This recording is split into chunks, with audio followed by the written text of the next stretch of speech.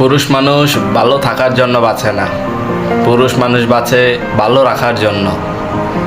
সবসময় একটা জিনিস খেয়াল রাখবেন, যেদিন পুরুষ মানুষ খুব অল্প সময় সে তার নিজের জন্য বাঁচে, বাকি সারা জীবন তার পরিবার, বাবা মা, আপনজন, আত্মীয় স্বজনদের পিছনে ব্যয় করে দেয়।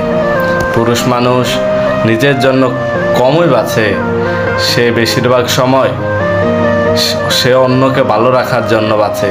দেখবেন একটা ছেলে মানুষ 18 বছর পার হওয়ার পর তার কাঁধে কত কত দায়িত্ব বর করবে, সেটা কখনো কেউ বুঝতেও পারবে না।